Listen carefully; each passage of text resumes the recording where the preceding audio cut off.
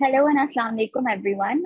My name is Zara Qureshi. I'm team lead here at MedAngle, and I'd like to welcome everyone to this episode of MedAngle's live series.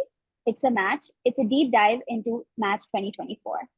Before we begin, I would like to ask our speakers, Dr. Hamza Naseem and Dr. Imran Khan, to please introduce themselves. Hi, assalamu alaikum, everybody. Thank you for having us here today.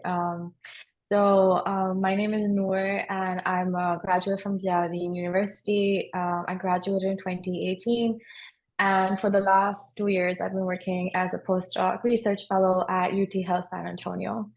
One unique thing about me is that I am a first generation doctor in my family and the first female to go and pursue higher education abroad. And I also believe the fact that I've been raised by a single mother has really helped shape my journey. And that's something that I was really fortunate to explore and expand upon also in my interviews. Thank you so much, Dr. Noor. Over to you, Dr. Hamza. Absolutely. Thank you so much for having me here. My name is Hamza Naseem, and I graduated from Shifa College of Medicine in 2023 last year. And ever since graduation, I've been working here in the US at Case Western University, which is affiliated with university hospitals in the Department of Surgery as a postdoc. And fortunately, I matched here in categorical general surgery, which is something amazing. And one thing that really shaped the entire journey that I had throughout these few past months is the support of my wife, my friends, and family. And most importantly, identifying important mentors early on during this journey who can actually guide you what to do and what not to do. And I think that is something that I would recommend everyone, that find your mentors early on and connect with them. Okay, great. Thank you so much, Dr. Hamza, Dr. Noor, for those wonderful introductions. So the topic of today's episode is research and postdoc fellowships and their contributions towards building your CV and securing a match position, right? So let's jump straight into things. So, Dr. Hamza, I'd like to start with you. So I wanted to ask, how did you get this opportunity? How were you able to secure this position in your current postdoc position? Absolutely. So my journey was a little different than everyone else because during my final year of medical school, I had the opportunity to do a couple of electives in the United States. So I did electives in Mayo Clinic, Cleveland Clinic, and place where I'm actually postdoc, and I actually did an acting internship here at university hospitals. So what I did was, during that rotation, I actively connected with people who I was rotating with, and people in different departments, and I was actively inquiring who actually hires a postdoc. So I came across this attending who I was actually on rotation with in minimally invasive surgery. So I had this connection with him. He really liked me, and I liked working with him. And towards the end of that rotation, I actually approached him that, hey, I'm going to graduate soon, and would it be a possibility that I can come back and work with you as a postdoc? And he just had an informal interview with me towards the end of my rotation for like 10-15 minutes in his office. And at that point, he said, listen, I would love to work with you, and I will be willing to offer you a position. And that is how I got that position. But I think this is not a traditional way, because most of people get their positions by emailing people, and that is one of the ways, but definitely this was something else for me. Oh, that's really different to hear. Most people have a very different outlook and a very different perspective to things. Yeah. So another question I think a lot of people have, and I think I also have at this point, is why did you decide to do a postdoc versus applying straight for the match? Absolutely. So during my final year of medical school, I was actually in this dilemma that whether should I do my house job in Pakistan and apply straight away in general surgery, because the general pathway of getting into general surgery is through a prelim. So I never thought about, so I knew a categorical was a long shot either way, but from what I've seen and the trend that I've seen in the past few years, that people actually get into postdocs, and then through that, they're able to present into conferences in the United States and publish more in the US journals, and basically get that effective mentorship from their mentors around here who can actually connect them with important people, especially people who are deciding who to give residency to. So that was an important deciding factor for me. And I had this mentor back in Pakistan, and I asked him that, listen, when I went back and after my electives, I went back to Pakistan and I met this mentor in Shifa, and I asked him, so he actually trained in general surgery at University of New Mexico in the US. So I asked him that whether should I pursue a house job back in Pakistan or not. And he immediately jumped to the fact that, listen, you're going to be doing surgery. House job is not going to help you in such a sense. So you should be able to be build connections, important connections in the United States, and you need to be physically present there. And I think that was just a deciding moment for me, because early on I had decided that this is something that I really want to do. And it was just the help with my mentors. And when I was interacting with people here in the United States, everyone said that this is something that you should definitely go for, because it would set you up for success in the future. And that is what I did. And alhamdulillah, it worked out fine. That's really great to hear. I think that really ties into the point of how important having good mentors are and how important it is to have people guiding you on this journey. Yeah. And which is also a huge reason why we decided to go ahead with this series, is because a lot of people have questions, a lot of people are confused, people don't know who to listen to, and hopefully this is really going to make things easier, paint a better picture for more people on this pathway. So I know you had a very unconventional way of getting your postdoc position, but I still would like to ask, like, did you face any major challenges when you were applying? I know a lot of things come up. How was it different for you? So the way it was different for me was, in the past years, university hospitals had stopped sponsoring visa. So major issue that I faced was visa sponsorship. So I had to actually look for an outsourced company which was actually working with university hospitals to get my visa sponsored, which is kind of very costly because it cost me around $3,000 to $4,000. So that was something different for me, because I was actually looking for places which could offer visa and which could offer a paid position. So initially my position wasn't paid, and we all know that with the economic difficulties back in Pakistan and everything, with the conversion rate of dollar and everything. So we know it's pretty difficult. And I was actually just looking for a paid position. So initially when I got this position, it wasn't paid at all. But my mentor was really nice, because he had this nice connection with me, and I was really close. I grew really close to him during that rotation, because he really liked me and he liked teaching me a lot during that rotation. So I actually reached out to him when I was back in Pakistan that, listen, I think this would only be possible if you pay me something. And that is how I ended up getting a stipend and getting paid. And then the entire visa process went smoothly as well. And then I ended up here in August. So other thing that I would like to mention is that I had not taken my step 2 before coming to the United States. I had actually taken just my step 1 during my final year of medical school, and I actually delayed my step 2 score for this research position, which is something that I shouldn't have done, but it worked out fine in the end, even though my application was due. My application was due in September, but my step 2 score got back in late October and early November. So even then, I just want to put that out, that even then, even with all these hurdles, I matched. And if I can do it, so can you, and so can everyone else. I think that's a really inspirational story. Sometimes we all have different timelines, and sometimes things do really Yeah. work out for us. And that's really nice to hear. And so you've been in this position for just under a year now, right? You said you started in last August. So how do you feel this experience has shaped you to be ready for residency now, coming up in July? And, your experience has helped you throughout your applications as well. Absolutely. So I think the major factor was being physically present here and having the guidance and mentorship of people who were actively involved in this recruiting process and residency process.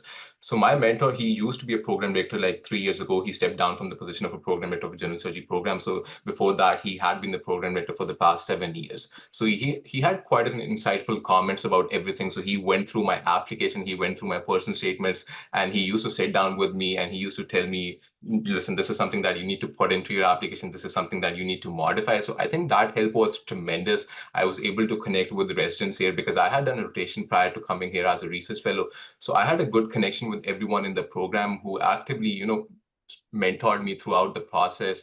They were reading my personal statements. They were actively giving me tips for interview. And so this entire process of being physically present here, being able to connect with them actually helped me a lot throughout the entire interview process, entire application process as well, because my thinking actually tremendously changed.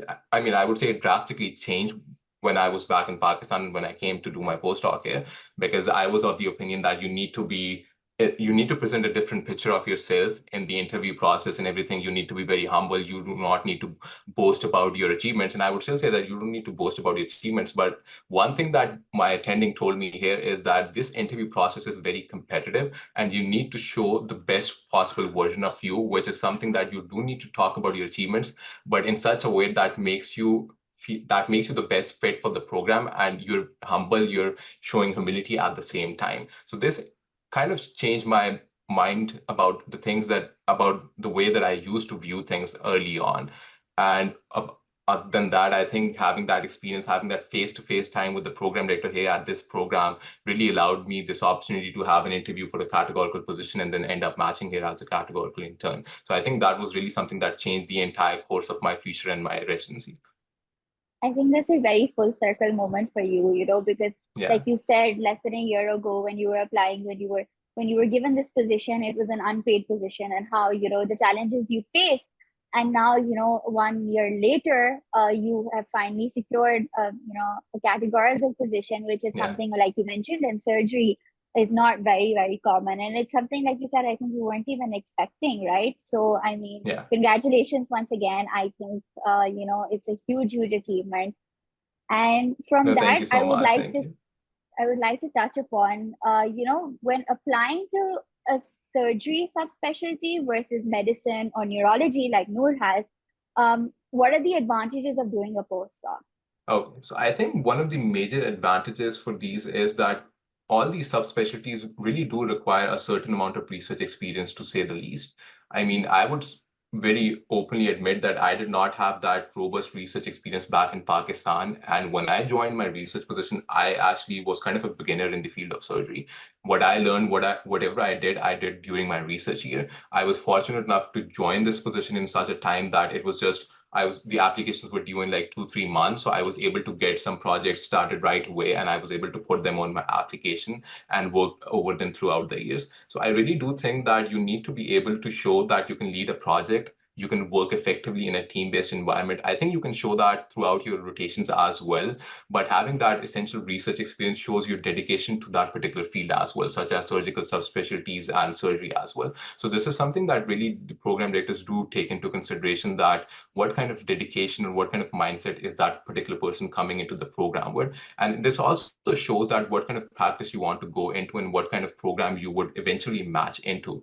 For example, if you have a lot of research on your CV, you have more potential of matching into a good academic program, which has a history of putting people into academic positions later on and into strong competitive fellowships, as compared to a community program, which does not value research as much as some other programs would do. So these things really define where you might end up in your residency.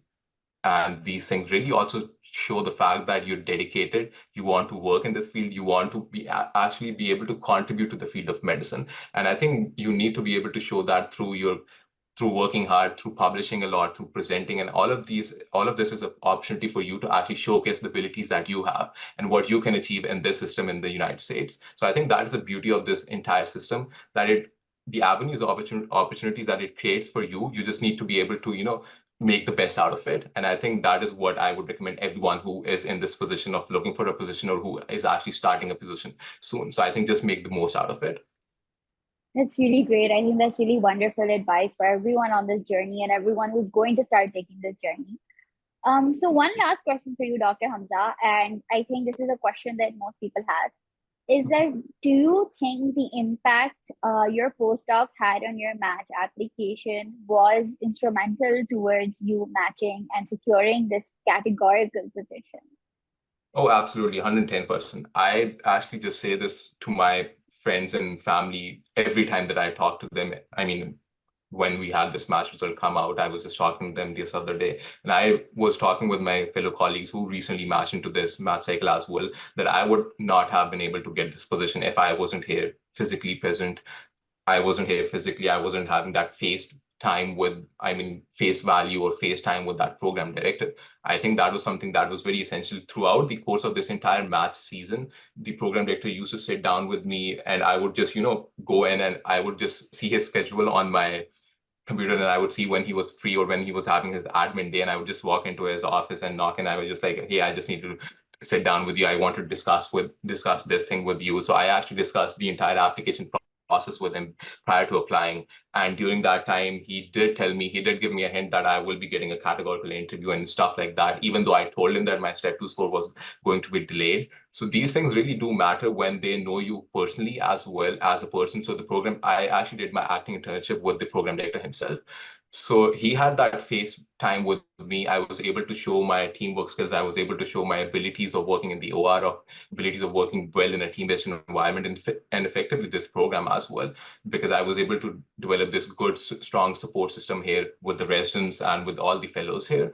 So he was able to appreciate that, and that is what he said to me when I was coming to this program. He said that, I really like you and I would really want you to come to this program, but these are the things that we need to work about because and he actually saw my CV before I actually applied.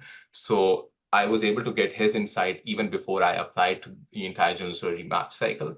So that was something unique because him being a program director, and that was something that was very unique that he did for me. And he was able to give me his insight into how program directors view our CV. And I think I was able to take his advice and make the most out of it. And Alhamdulillah, I matched here and I love this program and I'm looking forward to it now. It's really wonderful. And once again, congratulations. I think hearing your story and hearing your journey has been very, very refreshing because of the uniqueness to it and also your passion for surgery and your passion to match. And, it's very lovely to see. And again, like, I'm very, very happy for you. And yeah, I think that covers our segment, Dr. Hamza. So over to you, Dr. Noor. Thank you. So, I mean, you already gave us a bit of a brief introduction, but again, you match in neurology, a bit more about the program where you match, a bit more about how you also secured your postdoc because Dr. Hamza's story was very, very unique. So yeah, over to you, Dr. Noor. Yeah, absolutely. So I matched at Michigan State University Cornell Health in neurology categorical, and I completely resonate with what Hamza said about how a postdoc opens so many doors of opportunities for you, which are not possible when you're in Pakistan. It definitely gets your foot in the door. And if it's sponsored, then 100%, it will really help you in securing a visa for your residency as well, because, the visa officer sees that you've completed a time period of this amount, you've left the country at a specific time, you've come back, and all of this is taken into account. The way I went about the whole research and postdoc process is that first in medical school in Ziauddin, I did a research elective at Washington University in St. Louis, and it was looking at heart rate variability and exhaustion. That was basically my first foray into how research is done, how to build a database from scratch, and then I brought those skills back with me back home and expanded on them. Then I did an elective at Baylor in Houston. That was internal medicine. So a question I was asked is how does that, fit into a CV for neurology? So again, your first year of neurology is internal medicine. So, by essentially acting as a sub-intern in internal medicine, I was able to basically explain how this will help me in my journey. Every single experience on your CV, even for a postdoc or even when applying for residency, should kind of highlight why this specialty, why is this inching you one way forward, into what you would like to do, even in your fellowship, for instance. So after giving my step 1 and step 2, I started applying for a postdoc, and I cold emailed. I sent a lot of mass emails. One really good piece of advice I got from my mentor at that time was apply for a PhD position, even if you do not fit that job description. So mostly in Pakistan, we are MBBS graduates and we're MDs after we have completed our ECFMG certification. But I actually applied for PhD positions as well. And I would state in my cover letter that, I'm willing to learn. I'm a fast learner. This is what I've learned. I've done SPSS. I know how to use R. So basically, that is actually how I got my first interview from UT Health San Antonio, in fact. A professor responded to my email and it was for a PhD position. And I had previously done research after graduating at AKU. So I had worked in the clinical trials unit on a clinical trial, and then I had also worked in the neurosurgery department. So I had around 2 to 3 publications under my belt, which is not a lot. But because of the interview I got, they wanted me to present my findings in a presentation, PowerPoint presentation format, and expand on what I had done back home in Pakistan. So I think my research experience back home in my home country really did help me in increasing my chances of getting a postdoc. Because what I think is that professors do want to see, are you familiar with research? If we give you a task, will you take it to completion? Can you lead a project? And again, when you're doing a postdoc, interview questions are very similar to what they're asked in residency as to, can you work well in a team? Have you ever had an issue with a colleague? If you have a difficult patient or a participant in a clinical trial, how will you deal with that? So again, it's really good practice for when you're sitting for residency interviews because you are already trained. Your mind is already working in that format as to how to answer these questions. So I had my first round of interview was with PhD professors. They really liked my CV. They sent it forward to the director of the institute I'm working at. That was more of like a soft skills, people person kind of interview where as to where they assessed how well would I fit in their team. And then the third interview was with the HR department. So I had to go through 3 interviews, all on 3 separate days. And then finally I got the offer letter as to, welcome to UT Health. So that was a great moment. And as to how it helped me, so basically mentors, 100% agree with what Hamza said. Like, since I'm a clinical postdoc, so I am fortunate enough to work with participants with dementia and Alzheimer's. So the way that helped me is when you're conducting a full neurological examination, and then when you get asked the question in interviews, are you still in touch with clinical neurology? You can 100%, say yes, you are, because you're seeing participants every day. And my experience as a postdoc is that I present my findings to my consultants, and then we kind of, discuss what the diagnosis is. And by kind of bouncing these ideas off your mentors and your consultants, you get to pick their brains as well. One really important thing that I that's why I encourage people. Sorry to cut you off. So I have a question for you. Why did you decide to go ahead for a postdoc versus directly applying to the match? Because this is often considered very unconventional for non-surgery or non-subsurgery subspecialties. So I wanted to ask, what was your thought process behind, choosing to do a postdoc versus actually directly applying for the match itself? So even if it's a niche specialty like neurology, these days program directors are looking at how tailored is your CV, and are you actually passionate about this field, or is it just like a backup for another specialty? So they really do want you to highlight specific experiences. They want to know if you have publications in this specialty, and again, like, what are your future goals and aspirations? So that was my reason for applying for a postdoc in neurology specifically, because I knew I wanted to do a residency and then match in neurology eventually. That I needed the experience. I wanted to basically make those kind of connections, network with neurologists. So I knew that getting a postdoc was the right opportunity for me. And I mean, that's a really different perspective to think, because most of the time people are just like, oh, we directly applied for the match, and oh, we think it's enough. But I think that's a really refreshing perspective to see, because you wanted to show that you were passionate about something. You wanted to show that this is the path you wanted to choose. And I think it's a really wonderful way. So if I'm not mistaken, your postdoc position was for 2 years, right? Mm-hmm. Okay. Yes. So what are some of the experiences you had? Like you said, your postdoc was more clinical based, so that helped you stay more in touch with your clinical skills as well. You were primarily probably you had a lot of patient interaction, you had a lot of different experiences. How do you think that really shaped you towards your journey as a neurology resident and towards applying for the match as well? Yeah, so great question. So while I worked on the clinical side, I also was fortunate to work with different departments within my institute where I conducted research. And publishing those abstracts and papers helped me to present them at international as well as national conferences. Again, it's a platform for you to network, it's a platform for you to expand your knowledge on neurology and meet other program directors, residents who can, maybe take a look at your application later on when mat season starts. So for them, having your name in your mind is really, I think, crucial once mat season approaches, and then they have a million applications to go through. But if they remember, yes, I connected with this one person at this conference, and she was so passionate about this field, so that really helps, I believe.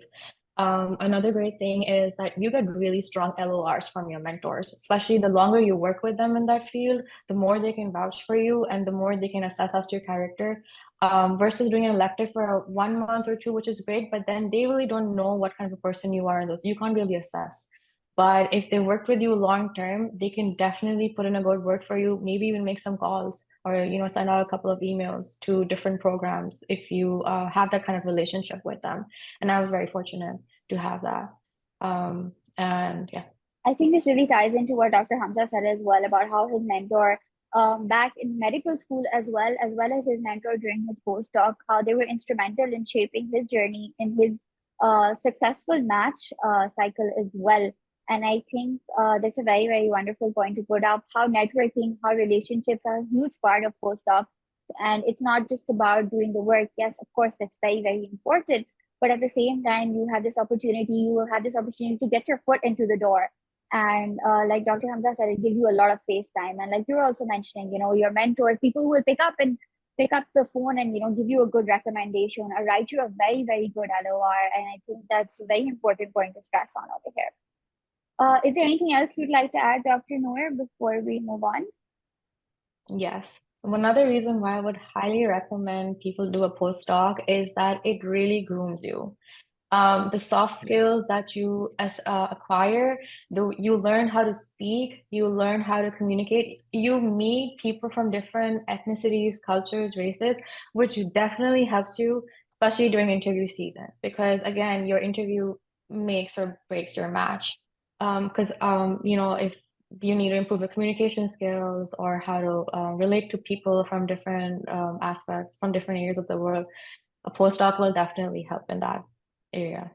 So that brings me to another question. Do you think your interview for your postdoc, I mean, it's been 2 years now, but I'm sure you remember bits of it. Do you think your interview during your postdoc helped you sort of come to this point where you got more confident for your interview during your math cycle and it helped you actually build up to that? Yes, absolutely.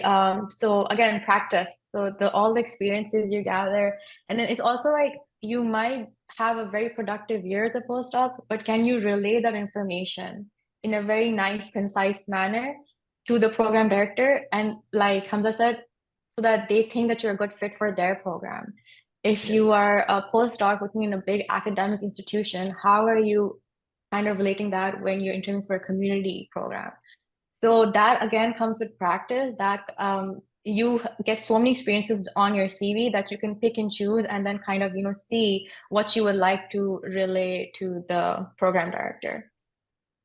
I think this is something that one of my interviewers asked me during my interview cycle as well, that how do you think this research postdoc would fit well, and how do you think this has prepared you well for your residency in the future? And I think I would really like to add to the fact that when you're working in a postdoc position, you're working with like-minded people in a team-based environment. You're working on parallel projects at the same time. You're multitasking. You're being patient. You're being persistent with your projects, because oftentimes your projects get rejected from any conference, any meeting. So you need to be persistent with whatever you do, and you have to persevere at the same time. And this is something that really grooms you well for residency as well. And this is something that I really talked about in that interview, that whatever I publish, that is going to add value to my CV in future and whatever fellowship I want to pursue. However, the skills that I've learned during my postdoc, these are going to be instrumental in making me successful during my residency, which is that I work well in a team-based environment. I can multitask on parallel projects at the same time. I'm persistent even if my project gets dismissed from a meeting or rejected from a meeting, I would still be persistent. And that is the kind of mentality that I will be bringing to your program. And that is the kind of resident I will be, that I will bring all these qualities and I will try to fit them into residency structure, and I will do well in your residency. And this is something that my interviewer really appreciated about me, that you were able to transition, you were able to describe effectively whatever you learned during your residency position, because you just don't learn how to do research. I mean, you learn much more than that. It's not just about research. It's about the entire experience that you bring with you. It's about the entire grooming experience that you have during that particular position. And I think I completely echo with what Noor said, that this is something that you should definitely consider if you have the resources, if you have the ability to do that. I would highly recommend that. I think that's a very, very important point for us to stress upon over here, because people are like, okay, we'll do the postdoc, we'll learn the research, but how will it add value to us in our future? If if research is not a career you want to take, let's say in the long run, like Dr. Hamza, you mentioned different types of programs. So they're community programs, they're programs in more academic settings. And if research is not a fundamental part of that for you, how would you take the skills you learned in your postdoc and let that translate in your clinical practice? What sort of physician you become, what sort of surgeon you become. And I think that really helped explain, like, why postdocs are very important, especially in today's world where applying for the match is becoming more and more competitive. Surgery more so, of course, always, but even neurology, like Dr. Noor mentioned as well. So a question I have for the both of you here is, I know, Noor, you mentioned you did a research elective, so maybe you can go ahead and answer this one for us. But how do you think a research elective can help you, A, when applying to postdocs, and B, also when applying to the match? Do you think it adds value versus a regular clinical elective, let's say, for example? Yeah, okay, great question. So the first way it helps you is you already have a base made. You have conducted research, and if you've conducted research at a well-known, renowned institute, then again, that absolutely adds value to, your experience, your CV, so when you're applying for a postdoc, ideally, you're supposed to send 3 references, not 3 LORs, but 3 names and like their contact information. I was fortunate enough to send the reference of my preceptor from WashU. So that really added weightage to my application for a postdoc position. And I did the same for the other 2 references as well. So again, it's like a step ladder, step by step. Every single experience, in the short run, it might not make sense as to how this is going to contribute. But now that I look back, every single experience that I had, I believe played a part in me matching. I think that really helps answer that. And so moving on to the next question with regards to this, which I have, it's a question that I think a lot of other people will also be thinking while watching this, is how do you look for a research elective? Do you apply for a research elective the same way you would a regular clinical elective? Are things a bit different? Okay, so the way I got a research elective is through contacts. I networked with my seniors when I was in Dowding, and they basically had done a research elective in another department. They knew that my professor was looking for students to train to work on some projects, and he basically helped me get in touch with my professor. But yes, cold emails, mass emailing. I believe your alumni, the stronger the network, the more they can help you in getting those. So always reach out to your seniors, juniors. Do not be shy. So yeah, and that's why I think this platform is so great as to it's fostering that community. Thank you. That's I mean, we love hearing that, and that's what we're here to do. And we're so glad that we can help make this impact, for medical students in Pakistan and globally as well. So another question I have is, when applying to a postdoc and when also eventually applying to your match cycle, and I think this applies for both of you, Dr. Noor and Dr. Hamza, what sort of percentage or what sort of weightage do your publications really hold? I can take that if that's okay. Yeah. Yeah. So I think it's not about the number of publications, it's about the quality of publications that I would really like to mention. Even if you have worked on like 3-4 good projects during that year, some people would think that's not a lot, and some people would think that is all that they could work on during that particular year, because those projects were tremendous, those projects were huge, and a lot of back-end effort went into those 3 projects. So it's all about the quality of the project, where you were able to get that project published, which journal was that project published into, where was it presented at, and also the entire backstory of that project. It does not matter if you were able to publish just 3 or 4 papers or probably 10 or more papers. What matters is how well you can describe the entire journey of getting to that point of publication, what you did throughout that process, what did you learn, how were you able to modify your experiences, your skills, what were new things that you learned along the way that actually speaks to your value of learning new things during the residency process as well, during the residency, during the internship, that how well you can pick up new things and how well you can self-learn those things. Because often at times, you're being taught certain things, but at the end of the day, you have to make the effort to learn those things. So you need to be able to show that these were the new skills that you were able to pick up during your research experience, during working on that particular project. And I think it just goes on to say that some projects can be really close to your heart, because oftentimes when you lead a project from the initial start, when you develop that idea, then you develop a research proposal and your mentor accepts that research proposal, and then you collect the data or you use the databases already available.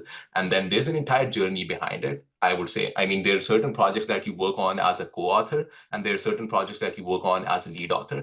And all the program directors really want to know is, and they often emphasize more on the projects that you were the lead author on, because you'll have more to say about those projects, because you came up with the project idea, you initiated that project, and you took that project across the finish line. And how were you able to do that? Just walk me through that journey. That is what a program director wants to know, because that will actually just show your true character and the kind of person you will be in your residency. So I think that is very important for us to realize that often at times people are publishing a lot during their medical school, during their postdoc as well, and some people are not. So it's okay to have a different journey. It's okay to not to publish a lot during your postdoc.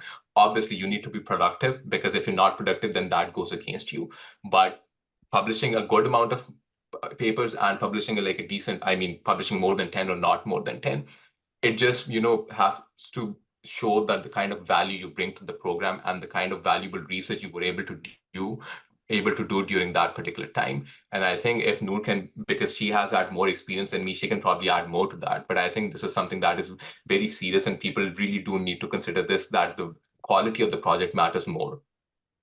Yeah, absolutely. And one thing I would also like to emphasize on is publications like time, take time. Pushing publications out, they can get rejected by the journal. They come back for editing. It's a whole process. So that's why, you need to be really patient when it comes to pushing publications out. It's not just a number. And that's also why I agree, program directors like to see, have you taken a project from the start to the finish line? And it just shows that you're dedicated. So it's not easy to publish. If you have a decent amount of publications on your CV, that's great. If they're in process, again, ERAS has an part where you can say, pending or submitted, being reviewed. So every single effort counts. Yeah, so because I did not have a strong research background back in Pakistan, when I came to this research position, my application was due in like 2.5 months or so. So in that particular time, I decided to delay my step 2 just for the fact that I can actually get some abstracts out for the meeting that we're probably going to be presenting next month. So we were able to get out multiple abstracts for that meeting, and all of them got accepted. But throughout the entire year, whenever I met the program director, he always used to ask me, what's the progress on all those projects? What are you doing these days? What are the projects? What were the projects that got accepted? What are the projects that got rejected? And what are you doing for both of them?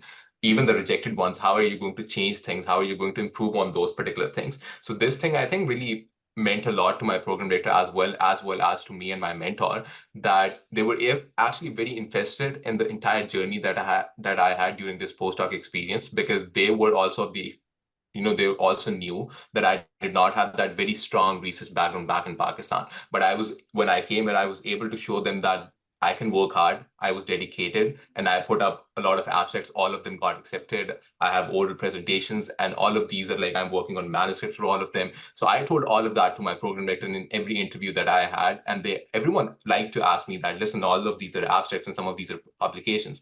So what about the abstracts? What happened with them? So I was actually fortunate enough to tell them that all of these got accepted, and I'm working on this particular project. I'm working on this particular oral presentation, and this is how it's going. This is what I learned from that particular project. So I think that just goes on to say that you do need to trust in the process as well.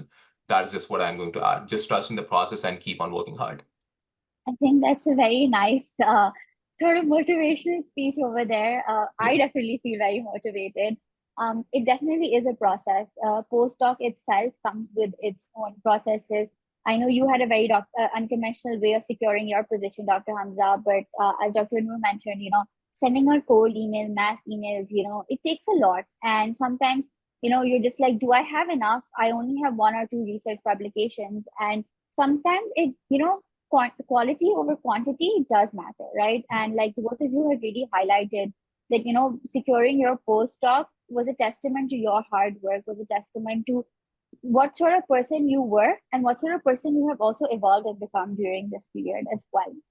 So I think one question, which is might be something that a lot of people have on their mind is there a major correlation between doing a postdoc and your increased probability of matching? I think that me doing a postdoc was like a direct correlation to the number of interviews I got. So versus someone with even like maybe the same scores or even better scores, but with like almost the same stats, but did not do a postdoc. So highly recommended. Again, like it adds so much weightage to your CV, so much substance. You can expand your experiences. ERAS has now come out with an meaningful, impactful experiences subsection, hobbies, and all of that. So again, how do you fit your postdoc? How do you highlight specific areas of it? That maybe it basically helps you stand apart and may helps you give a more competitive edge compared to someone who only has USCEs under their belt.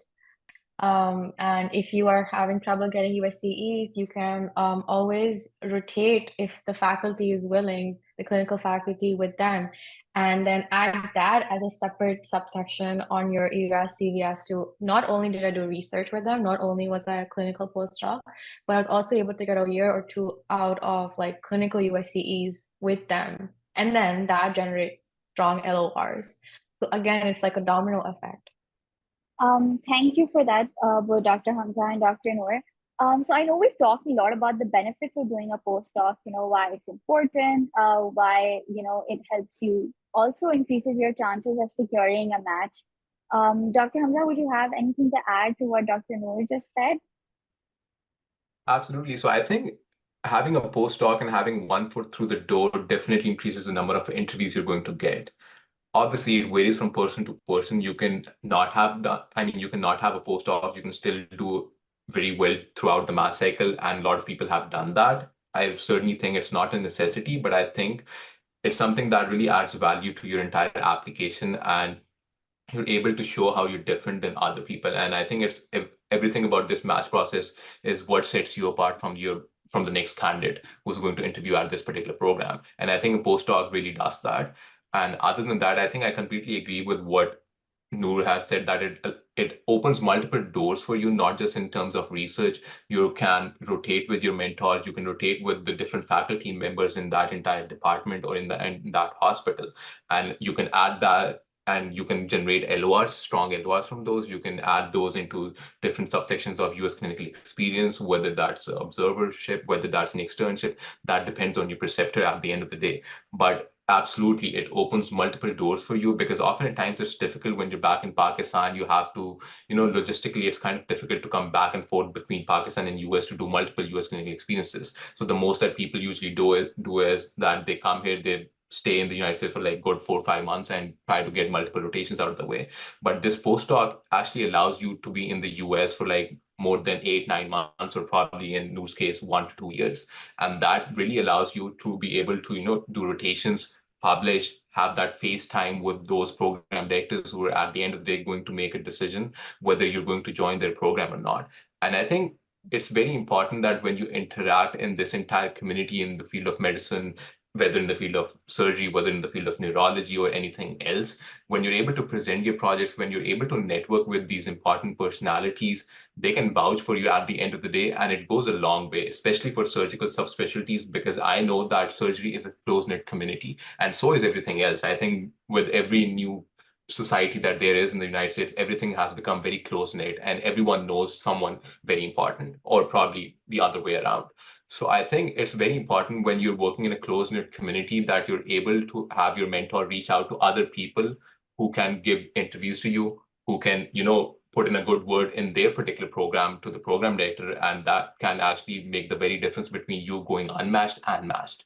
So I think that is something that is really important, and all of this is, available to you through this position postdoc. I'm sure. I mean, I wouldn't take anything away from people who haven't done a postdoc and who have matched in this math cycle. I think it's certainly possible, and I wouldn't demotivate people who cannot do a postdoc or who are not in a position to do one. I think it's completely okay to not to do a postdoc. You can still match, but certainly there are more advantages to having done a postdoc than not. Okay, so I think that really ties into, Dr. Hamza, your whole story, matching at the same place where you're doing your postdoc currently. And it goes to show how mentors and connections really, really do help you with the math cycle. And a postdoc is like both of you have been saying from the beginning here, it's one foot in the door, right? And it opens up so many opportunities. It opens up so many connections. It opens up so many new relationships and so many new skills that you will eventually be taking into your residency.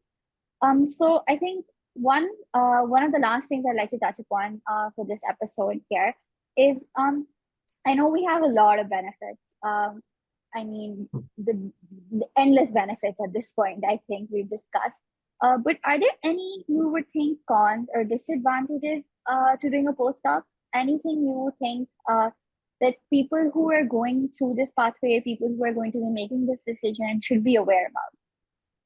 I think the biggest factor is time consideration and how much time are you willing to invest in this? Postdoc it can be for like a year, it can be for 2 years, 3 years, depending on your mentor and the institute and the kind of contract they offer you.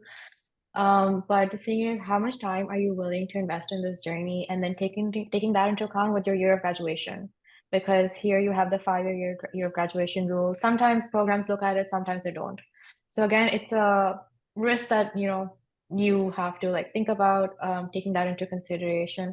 Apart from that, if it's unpaid, it can be a huge financial burden on you. So I highly recommend looking for postdocs that not only sponsor a visa but are paid, so that because it's difficult to, if you're even if you're like living alone or even with somebody, it's still difficult to manage without a salary in the States as a postdoc. So and I think and then the third thing, just being away from family for so long and not being able to leave the country. But I think there are so many more benefits, and in the end, you want to reside in the States and match here. So the benefits by far outweigh the cons for me. Yes. Would you like to add anything to that, Dr. Hamza?